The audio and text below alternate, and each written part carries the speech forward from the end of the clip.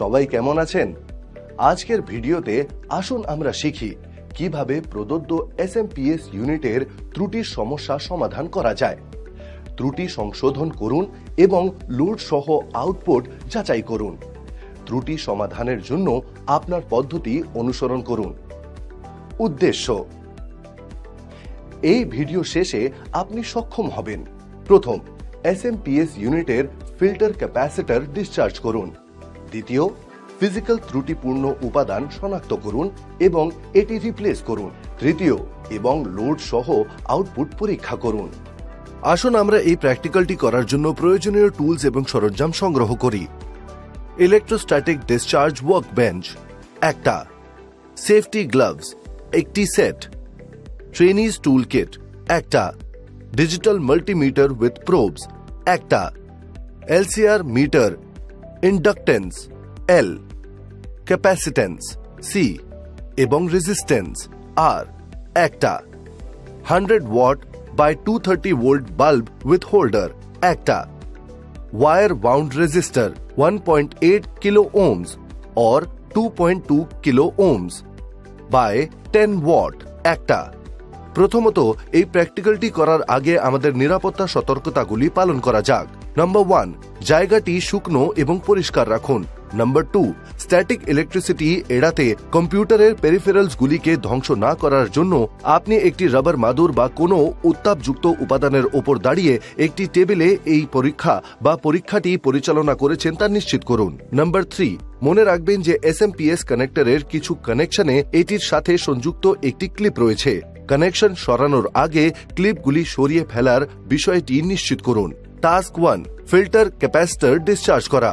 Capacitor discharge করা কোনো সংজ্ঞায়িত বৈদ্যুতিক শক্তিকে সার্কিটের সংস্পর্শে আসতে পারে এমন কর্মীদের বৈদ্যুতিক শক হওয়ার ঝুঁকি থেকে বিরত রাখে। বিদ্যুৎ সংযোগ বিচ্ছিন্ন হওয়ার পরেও ক্যাপাসিটরগুলি একটি বিপজ্জনক ভোল্টেজ ধরে রাখতে পারে। পদ্ধতি 1, বাল্ব পদ্ধতি ব্যবহার করে ক্যাপাসিটর ডিসচার্জ করুন। ধাপ 1, বৈদ্যুতিক শক এড়াতে SMPS থেকে পাওয়ার কর্ডটি সরানো হয়েছে তা নিশ্চিত করুন।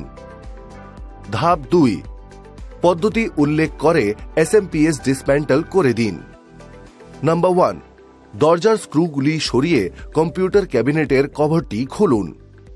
নাম্বার 2, SMPS ইউনিট থেকে বেরিয়ে আসা রঙের কোড সহ তারের অবস্থান শনাক্ত করুন। নাম্বার 3, CPU এর ভিতরে মাদারবোর্ডের বিভিন্ন বিভাগে এবং অন্যান্য ডিভাইসে SMPS এর কানেকশনগুলি নোট করুন।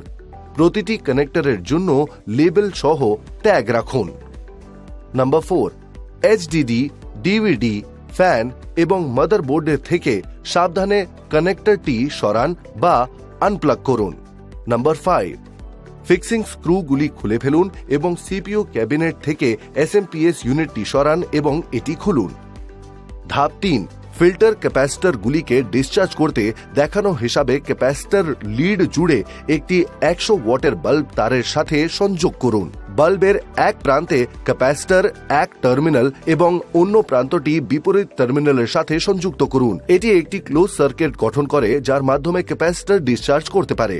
পদ্ধতি 2, রেজিস্টার ব্যবহার করে ক্যাপাসিটর ডিসচার্জ করুন। ধাপ 1, সঠিক ইনসুলেটেড লিড সহ একটি উচ্চ ওয়াটের কম ওহমস তারের ওয়াউন্ড রেজিস্টার নিন। উচ্চ ভোল্টেজ ক্যাপাসিটর ডিসচার্জ করতে 1.8 কিলো ওহম বা 2.2 কিলো ওহম 5 থেকে 10 ওয়াট রেজিস্টার ব্যবহার করুন। ধাপ 2, ক্যাপাসিটরের এক প্রান্ত ক্যাপাসিটরের একটি টার্মিনালে এবং অন্য প্রান্তটি বিপরীত টার্মিনালে সংযুক্ত করুন। এটি একটি ডিসচার্জ পথ তৈরি করে যার মাধ্যমে ক্যাপাসিটরের সংজ্ঞায়িত শক্তি নষ্ট হয়ে যেতে পারে।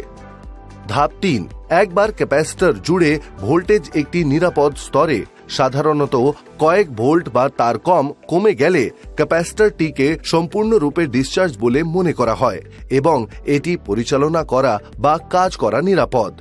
টাস্ক 2, SMPS এ ফিজিক্যাল ত্রুটি ফিউজ ব্লোন শনাক্তকরণ। ধাপ 1, দেখানো হিসাবে ডিসম্যান্টলড SMPS নিন। ধাপ 2, SMPS ক্যাবিনেটের বোর্ডটি দেখানোর মতো। ধাপ 3, এসএমপিএস সংযোগ বিচ্ছিন্ন করুন এবং নিশ্চিত করুন যে সমস্ত ইলেকট্রোলাইটিক ক্যাপাসিটর ডিসচার্জ হয়েছে। ধাপ 4, দেখানো হিসাবে হোল্ডার থেকে ফিউজ সরান। ধাপ 5, ফিউজ তারের দিকে তাকান যদি তারের মধ্যে কোনো ফাঁক দেখা যায়। ধাপ 6, ফিউজটি দেখা শুরু করুন। ক্ষতির লক্ষণগুলি দেখুন, যেমন বিবর্ণতা, গলে যাওয়া বা ফিউজের ভিতরে ভাঙা ফিলামেন্ট। ধাপ 7, কাচের ভিতরে কোনো গাঢ় বা স্মিয়ার ফিউজটি সাবধানে দেখুন। ধাপ 8, যদি ফিউজে উপরের কোনো ত্রুটি পাওয়া যায় তাহলে ফিউজটি উড়ে গেছে এবং রিপ্লেস করা প্রয়োজন। ধাপ 9, যদি ফিউজে কোনো শারীরিক ত্রুটি দেখা না যায় তাহলে মাল্টিমিটার ব্যবহার করে তা পরীক্ষা করুন। ধাপ 10, কন্টিনিউটি সেটিংয়ে একটি মাল্টিমিটার সেট করুন। আপনার মাল্টিমিটার চালু করুন এবং এটি কন্টিনিউটি মোডে সেট করুন। এই মোডটি সাধারণত একটি প্রতীক দ্বারা চিহ্নিত করা হয় যা একটি শব্দ তরঙ্গের মতো দেখায়। ধাপ 11, ফিউজের প্রতিটি প্রান্তে একটি প্রোব স্পর্শ করুন। প্রোবের টিপস এবং ফিউজের ধাতব প্রান্তগুলির মধ্যে ভালো যোগাযোগ নিশ্চিত করুন। ধাপ 12, যদি ফিউজ অক্ষত থাকে এবং কন্টিনিউটি থাকে তাহলে মাল্টিমিটার একটি একটানা বিপ দেবে বা একটি লো রেজিস্ট্যান্স ভ্যালু প্রদর্শন করবে। এটি নির্দেশ করে যে ফিউজটি ভালো। ধাপ 13, যদি মাল্টিমিটার রিডিং ওভার লিমিট হয়, যেমন দেখানো হয়েছে, তাহলে ফিউজটি উড়ে গেছে। যদি ফিউজটি ফুকে যায় তাহলে ফিউজটিকে এমন একটি দিয়ে রিপ্লেস করুন যেটির কারেন্ট রেটিং ঠিক একই রকম। ধাপ 14, সারণীত পর্যবেক্ষণ রেকর্ড করুন। পর্যবেক্ষণ করা হয়েছে, মাল্টিমিটার বিপ শব্দ, অবস্থা ভালো। টাস্ক 3, বাল্ব ব্যবহার করে শর্ট সার্কিট ফল্ট শনাক্তকরণ। ধাপ 1, দেখানো হিসাবে ফিউজ হোল্ডার জুড়ে 100 ওয়াট বাল্বটি কানেক্ট করুন। ধাপ 2, এসএমপিএস ইউনিট চালু করুন। ধাপ 3, বাল্বটি প্রাথমিকভাবে উজ্জ্বল হবে। তারপর একটি ভালো এসএমপিএস বাল্ব জ্বলন্ত বন্ধ হয়ে গেলে এসএমপিএস ভালো বা কার্যকর অবস্থায় আছে। যদি বাল্ব না জ্বলে তাহলে সার্কিটে কোনো শর্ট সার্কিট না থাকলে এবং সার্কিটটি স্বাভাবিকভাবে কাজ করবে। ধাপ 4, আপনি দেখানো হিসাবে কয়েক মিনিট অপেক্ষা করার পরেও আলোর বাল্বটি উজ্জ্বল হয়ে উঠবে। তারপর এটি নির্দেশ করে যে এসএমপিএস এ সমস্যা আছে। তৎক্ষণাৎ এসি মেইন বন্ধ করুন। বাল্ব বা রেজিস্টার ব্যবহার করে বড় ফিল্টার ক্যাপাসিটর ডিসচার্জ করুন, যেমন আমরা আগের কাজটিতে আলোচনা করেছি। ধাপ 6, সারণীতে পর্যবেক্ষণ রেকর্ড করুন। পর্যবেক্ষণ করা হয়েছে, বাল্ব উজ্জ্বল হয়েছে। অবস্থা, সার্কিটে শর্ট সার্কিট হয়, কোনো ক্ষতিগ্রস্ত উপাদান, আলগা কানেকশন বা শর্ট সার্কিটের কারণে হতে পারে এমন অন্যান্য সমস্যার জন্য পরীক্ষা করুন। রিক্যাপ, এই ভিডিওতে আমরা এখন পর্যন্ত আলোচনা করেছি কিভাবে করা যায়। প্রথম, ফিল্টার ক্যাপাসিটর ডিসচার্জিং। দ্বিতীয়, এসএমপিএস এ ফিজিক্যাল ত্রুটি শনাক্তকরণ, ফিউজ উড়ে গেছে।